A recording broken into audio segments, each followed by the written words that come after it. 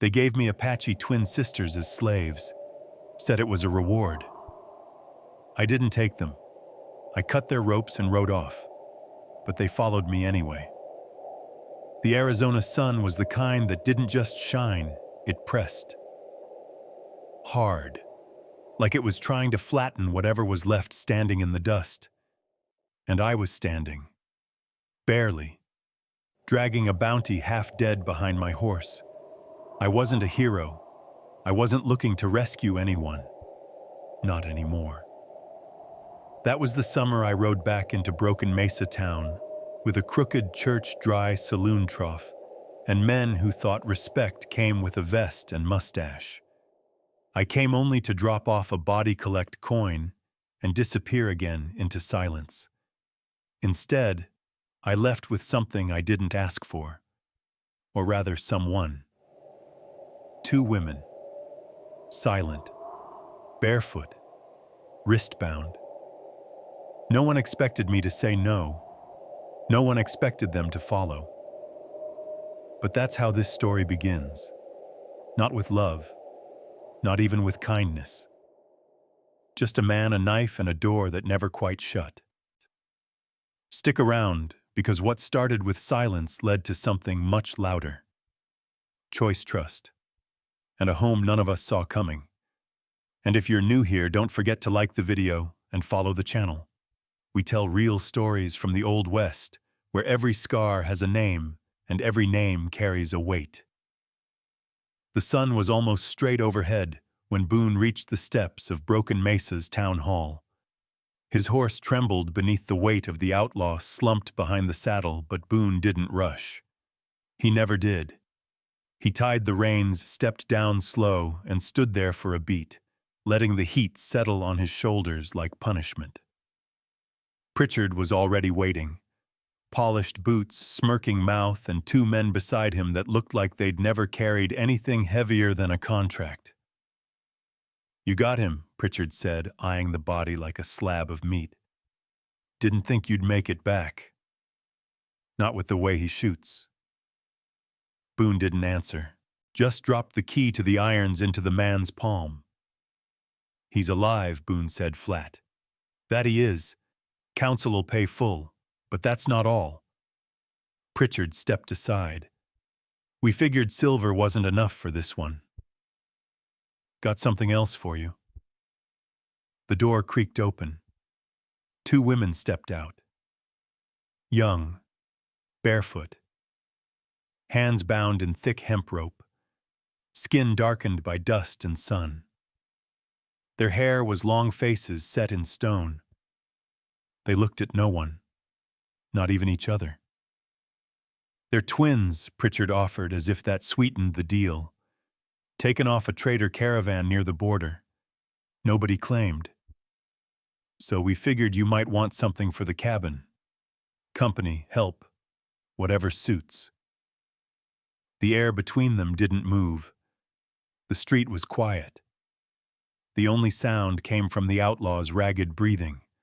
Boon's jaw tensed. He didn't speak. "Look," Sheriff Pritchard said, voice tightening, "we're not obligated to keep 'em. They're no use here. If we turn them loose, they'll die, or worse, end up back with raiders. But in your hands," he smiled too proud. "It's a mercy, and a fair trade." Boone's hand moved slow down to the hunting knife on his hip. The councilman shifted. But Boon didn't draw it in anger. He stepped forward calm and reached for the first woman. Her wrist flinched just slightly. He didn't meet her eyes, just sawed the rope clean, then the other. The rope dropped to the ground like shed skin. Boon handed the knife handle first back to Pritchard. Then he turned, walked down the steps, mounted his horse, and rode away. He didn't speak. He didn't look back. And the women didn't follow. Not at first. But they did watch him go, and then, in their own time, they began to walk. Not toward the saloon, not toward shelter, but after him. That night, Boon didn't bolt the door. He set out a plate. Just one. On the top step. By morning, it was empty. and the two women were sitting near the barn wall wrapped in old saddle blankets, watching, silent. Boone stood on the porch with a mug of coffee. He didn't know what he'd expected. He wasn't trying to save anyone. But sometimes refusing to take something when the world expects you to says more than any sermon or badge ever could. Some choices don't come with speeches, just quiet hands and a door left unlocked. If you're still with us, we'd love to know where in the world are you watching from. Drop it in the comments below. And don't forget to follow the channel for more stories that linger longer than they shout. Boone didn't speak to them for 3 days. He fed them, yes. Left out tin plates with stew or dry cornbread. Kept the barn open with blankets folded and a bucket of water nearby. But he didn't offer more than that. And they didn't ask. Each morning he'd wake before sunrise, same as always, and step onto the porch with a steaming cup of coffee. And each morning they were there, the two of them, sitting in the same spot near the barn, their eyes watching the line where field met sky. Never in the way, never close enough to be a bother, but never far. They weren't waiting for permission. They were watching. Not for danger, but for him. Alo was the older one, or maybe just more guarded. She moved with quiet precision. Her steps were measured, her hands never idle. On the second morning, Boone found the chicken coop already cleaned out, feed scattered just right, water trough full. He hadn't heard her do it. On the third, a shirt he'd meant to mend was folded on the porch rail, stitched better than he could have done it himself. Alo never said she'd touched it, but she looked him in the eye when he picked it up. Not for approval, just to see what he would do. Naya, on the other hand, spoke even less, but there was gentleness to her, a stillness. Animals flocked to her without hesitation. Even the mule, mean as ever, let her scratch behind its ear like a child. She brushed it in the afternoons. She'd hum soft and low, and though Boone never recognized the melody, it made the air feel less tight. They hadn't stepped foot inside the cabin. Not once. He'd left the door unlocked, left it open even. But they kept their distance, slept in the barn, shared a blanket, and never crossed the porch without a reason. At first, Boone thought they were scared, but by the end of the week, he realized something else. They weren't afraid. They were giving him space. The kind of space no one ever gave them.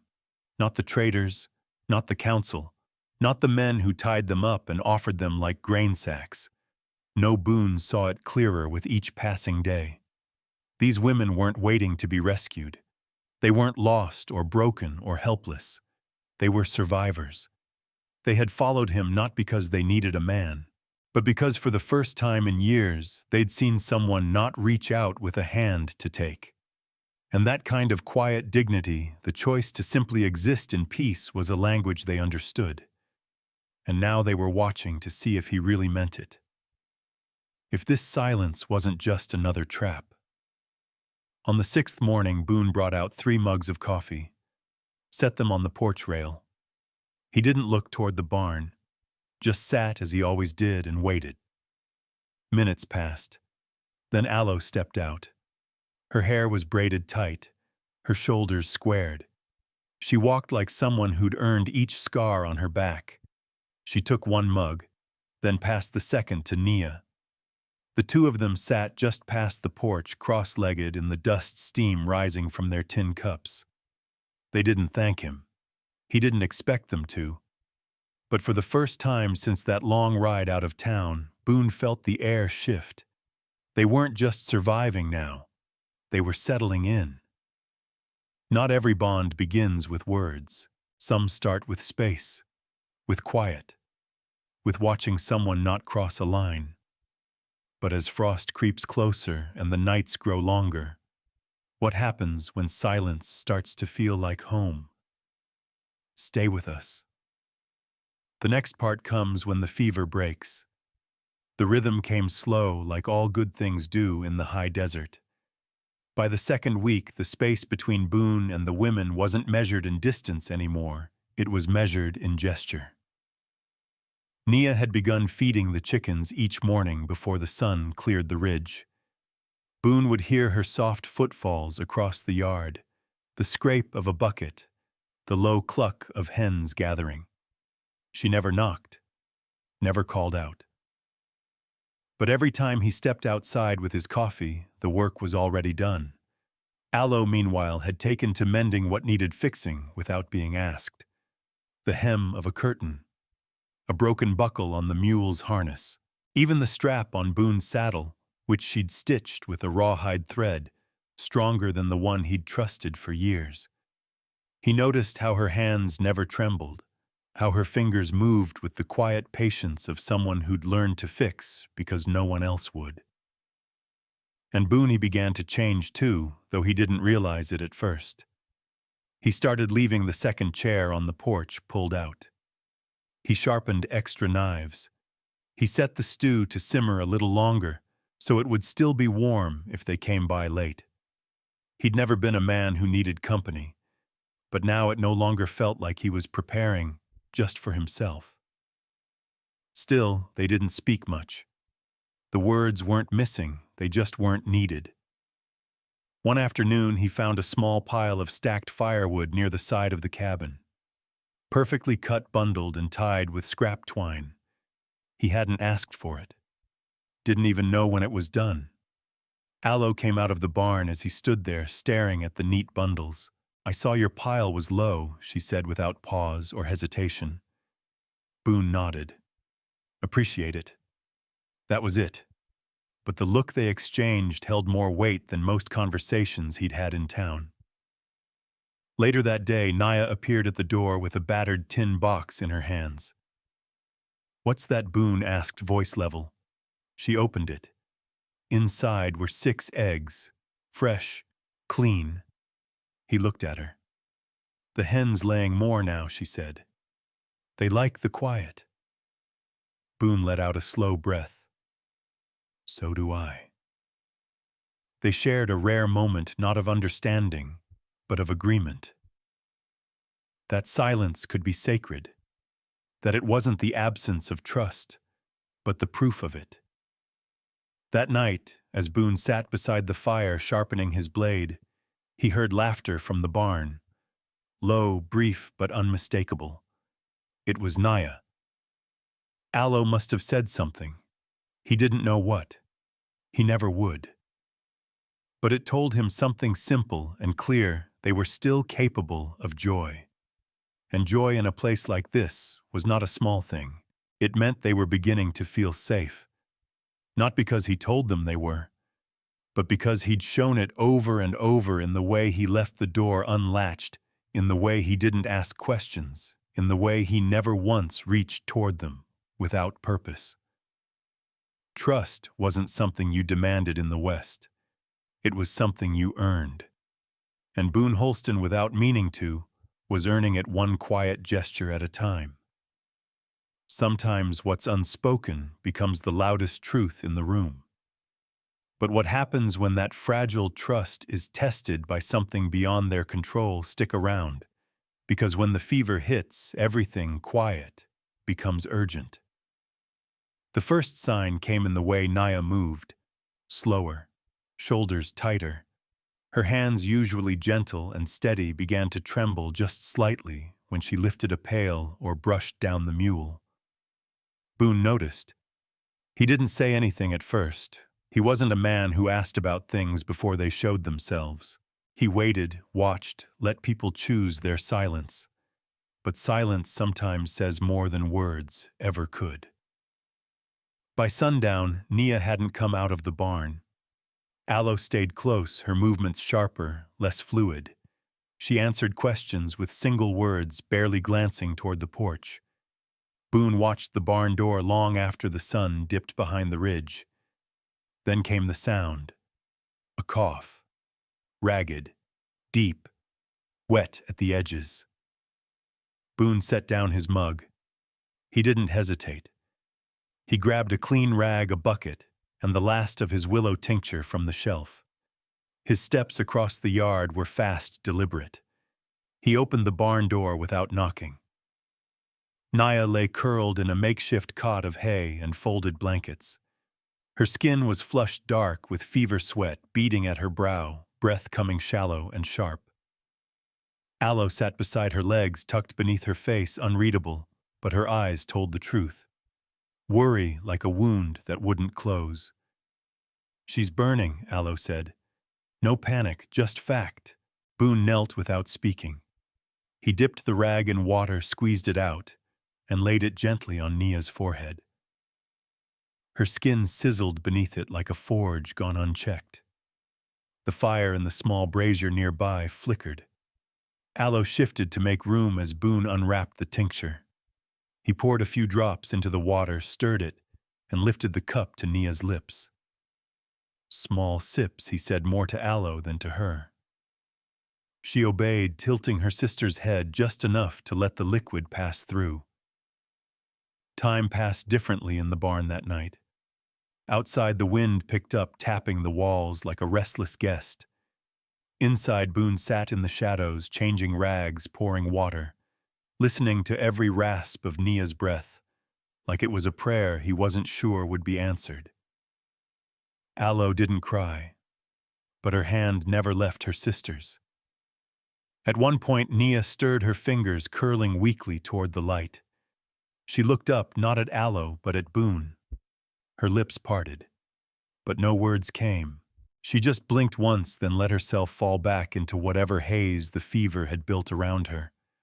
And Boon stayed. He didn't leave for his bed, didn't say goodnight or offer comfort. He didn't know how to give.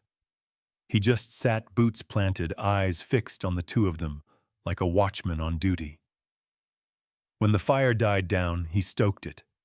When the water cooled, he warmed more. When Aloe's hands began to shake, he placed his on hers, steady, firm, silent. He didn't try to take over. He just stayed. By dawn, the fever had broken. Nia's breathing had evened out. Her forehead was cool. She slept deep and unmoving, like a stone finally laid down. Aloe leaned back against the post, eyes half closed. "You can go now," she whispered. But Boon didn't move. "I'm already here," he said. "Trust isn't tested in grand gestures, it's tested at 3 a.m., with nothing but a bucket of water and a quiet man who doesn't walk away. But now that the fever's passed, what happens when the heart begins to stir in the quiet? Keep watching." The silence is about to say something neither of them expected.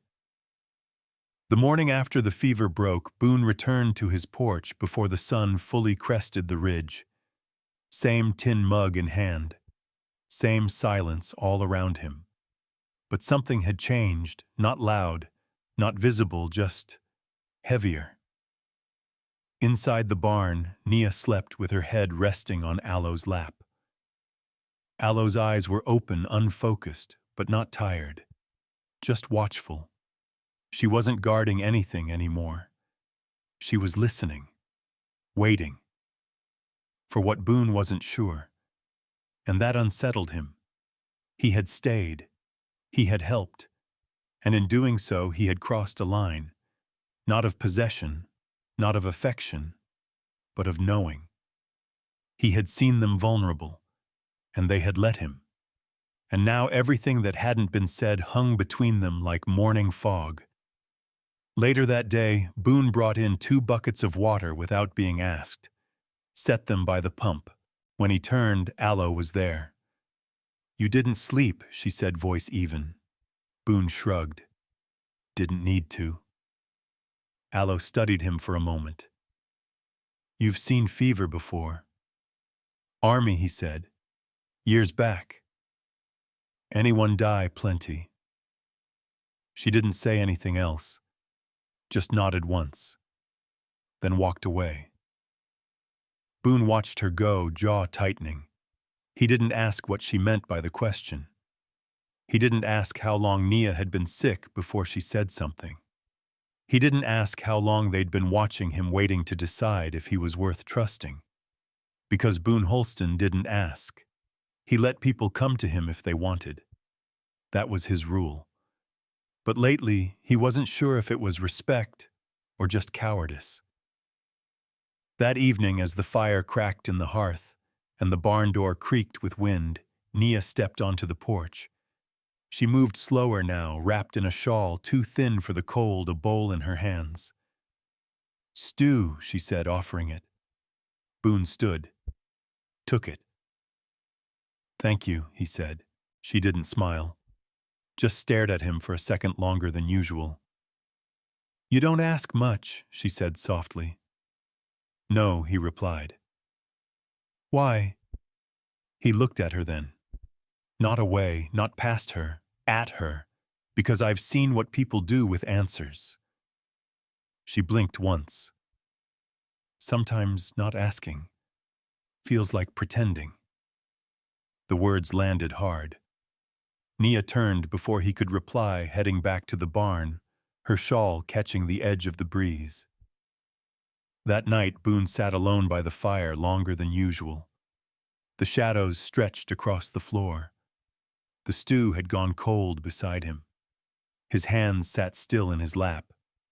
He thought of the rope, the moment he cut it, the way Aloe had flinched, the way Nia had looked past him, not at him as if waiting to be claimed. He had walked away, then proud of his choice, certain he'd done the right thing. But now he wondered if it had only been half a choice, if setting them free wasn't enough, if freedom offered without recognition still carried the weight of being unseen. What happens when silence stops feeling safe and starts feeling like avoidance? They'd trusted him not to hurt them. But could they trust him to see them stay close? Because in the next part, it's not just words that go unsaid. It's touch, breath, and the quiet gravity of two lives beginning to lean into each other. The first time they spoke of town, it was Nia who brought it up. "We'll need salt," she said quietly, folding laundry on the porch rail. "And cloth. Maybe boots." Boon had just returned from checking the west fence line, hands rough with dirt and pine. He looked at her, said nothing at first, then nodded. "Friday," he answered. They didn't say more. But that night, long after the fire burned low and the stars leaned close, Boon sat on the edge of his bed, staring at the badge inside his coat pocket. He hadn't worn it in months, hadn't needed to, but Broken Mesa had a way of reminding a man what folks thought they were entitled to. When Friday came, the sun rose hotter than it should have. Dust curled off the mules' hooves as they rode the long stretch into town, Boon leading Aloe walking beside him, and Nia seated sideways in the back, one hand shielding her eyes. They didn't speak much on the ride in, but Boon's jaw clenched tighter with every fence post and weathered mile marker they passed. He saw the first eyes before they reached the general store. A man on a porch leaned back in his chair just enough to spit and stop talking. A pair of boys near the water trough nudged each other, whispers flicking through the air like burrs. Inside the store, a teenage clerk froze halfway through, weighing a sack of beans. His eyes skipped from Boon's revolver to Aloe's face, then to Nia's quiet hands wrapped around a bolt of cloth. "We'll need salt," Boon said, his voice even, "and a yard of wool, maybe two." The boy nodded too fast. They paid in pelts and coin. Boon didn't haggle. But when they stepped outside, Councilman Pritchard was waiting. Hat tilted, arms crossed, same smirk as always. "You're making a statement, Sheriff," he said, gaze drifting toward the sisters. "I'm buying supplies," Boon replied flat. Pritchard didn't blink. "Still under your roof, they live with me. They work for you, no," Boon said, jaw like stone. "They live with me. They're free." Pritchard's smile didn't move, but something in his eyes did, a flicker of discomfort, maybe fear. Just make sure your arrangements stay civil. Aloe stepped forward then, not behind Boon, beside him. She didn't say a word, but the message was clear. We're not yours to discuss. Boon looked at Pritchard a moment longer, then tipped his hat in the barest of gestures. That's not up for debate, he said. Not anymore. They left town without another word. The ride back was quieter than the one in, but something had lifted. The women didn't walk behind him now. They walked with him. And Boon felt it. Felt the shift like a slow crack in old stone. He hadn't come here to rescue anyone. He hadn't planned to stay this long. But here he was, walking roads he used to avoid, with people the town didn't bother to understand, and for once not feeling like he had to explain any of it. That night, as the cabin filled with the smell of stew and fresh air, Nia reached across the table and set a spoon gently in Boon's bowl. Her hand brushed his without flinching. Across from them, Aloe stirred the fire and said nothing. She didn't need to. The man who had once walked away from his badge now wore a different kind of responsibility, quieter but far heavier. And the town that never changed, it had just been reminded that some men do. The dust of a town like Broken Mesa never settles, but sometimes the man walking through it finally does. Next, what happens when that settled dust stirs again, not from outside threats, but from something quietly blooming in the stillness of shared space. Keep watching. The line between shelter and home is about to disappear. The frost came early that year. Boon noticed it first in the way the hens huddled tighter in the coop, in the brittleness of the creek grass beneath his boots. The air too sharp enough to bite at the lungs, even under the morning sun. Inside the cabin, life had taken on a quiet rhythm, shared coffee, small repairs, soup simmering low through the evening. They didn't talk much. Not about the past, not about the future. But they were present, all three of them, in the same space, breathing the same stillness. And then one morning, Nia dropped a tin cup near the stove. She didn't cry out, didn't wince, just stood there, palm over her stomach, eyes closed. Boon had watched her for days, the way she moved slower, rested longer, leaned against door frames after walking across the yard. He hadn't asked. Until now. You all right? He said, rising from his chair. She opened her eyes. Met his. I'm with child, she said. The words were plain, soft, like they'd been sitting on her tongue for weeks, waiting to be set down gently. Boon didn't move. He didn't flinch. Didn't glance at Aloe, who had paused halfway through peeling a carrot knife suspended midair. He just nodded. Yours, he asked, not cruel, just honest. Nia shook her head. No. Before. A beat. Before we came here. Silence folded over them like a second skin. Boon set down his mug. Slowly. Do you need anything? Nia blinked. The question caught her off guard, not because of what it was, but because it was the only one he asked. Cloth, she said after a long pause. And willow bark. Maybe thread. We'll manage. Boon nodded again. We'll ride into town next week, before the snow. That was all. No judgment. No questions. No change in the way he looked at her. Just steadiness. Later that night, Aloe stepped onto the porch where Boon sat, sharpening his knife under the lantern light. She thought you might turn cold, Aloe said, leaning against the post. I'm not, Boon replied. Aloe looked at him.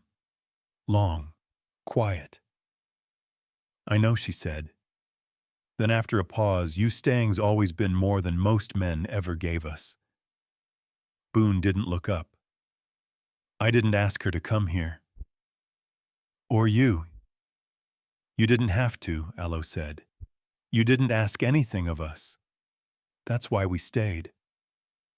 She stepped closer, sat on the top step beside him, arms around her knees. She's scared, she said, voice lower now. But not of the baby, not of the work. She's scared it might cost her this. This, Boone asked. This place. You. The quiet. The first piece of peace she's had in years. Boone let out a slow breath. Not heavy, just full. She's not losing any of that, he said. The wind picked up just then, whistling low through the dry branches. They sat in silence. And in that silence something settled, not spoken, not promised, just understood. By the time snow touched the roof 2 weeks later, Boone had already reinforced the barn, doubled the firewood stack, and cleared space beside the hearth for another sleeping pallet. He didn't wait to be asked. He didn't explain. He just prepared. Because there was a child coming. And this time Boon Holston wasn't walking away. Sometimes the most powerful thing a man can say is nothing at all, just staying when it'd be easier to run. But next, as the snow deepens and spring edges closer, the line between survival and belonging finally begins to blur. And the home they didn't expect becomes the life they chose. The child came in early spring, just as the frost began to loosen its grip on the soil. The wind was softer, carrying the smell of thawed earth and new grass. It had been quiet for hours, the kind of quiet that isn't peaceful, just waiting. Boone sat on the porch through the night coat, tight against the cold rifle across his lap, not for danger, but habit. Inside the cabin, Nia's breathing came in waves, rough and uneven, and Alo's voice stayed low, steady, a metronome against the pain. He didn't go inside, didn't pace, just listened. And when the cry finally came, smaller, sharper, nothing like Nia's, he closed his eyes and let his breath go. Aloe stepped out not long after Braid undone sleeves rolled, sweat clinging to her collarbone. She didn't smile, but her voice carried a warmth that hadn't been there before. She's here, she said. Strong lungs, tiny hands. Boone stood slowly, dusted the porch grit from his knees. Girl, Aloe nodded. Nia's resting. She wants to see you. Inside, the fire had burned low, casting a soft orange across the room. Nia lay propped against a pillow, skin pale but calm. The baby was bundled in a soft cloth, her face round and red eyes still closed. You want to hold her? Nia asked, voice a whisper. He hesitated, then stepped forward, took the small weight into his arms. She was lighter than a saddlebag, smaller than the rifle across his lap, but somehow heavier than anything he'd ever carried. Her breath was shallow, steady. Her hand twitched once, curling around nothing. I named her Ren, Nia said softly. Boone nodded. He didn't ask what the name meant. It didn't need translation. In the days that followed, life bent around the child, like trees around a wind. Boone added padding to the cradle he'd built from scrap wood, sanded it twice. Aloe cut new strips of cloth from the old flour sacks and lined a small chest with them. Nia hummed more.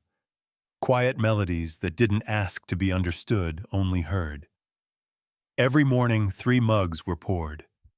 1 left on the porch rail. 1 by Nia's side. 1 in Boone's calloused hands as he looked across the field that wasn't just his anymore. It belonged to them, too. To the mule that followed Nia like a pup. To the baby that slept best in the crook of his elbow. To the quiet that settled between them, not from fear, but from choice. The silence was no longer a boundary. It was a kind of belonging. One evening, as Aloe hung linens between the barn and the coop, Boone stood beside the firewood stack, watching her hands work. You ever think about leaving? He asked, not looking at her. She didn't stop folding.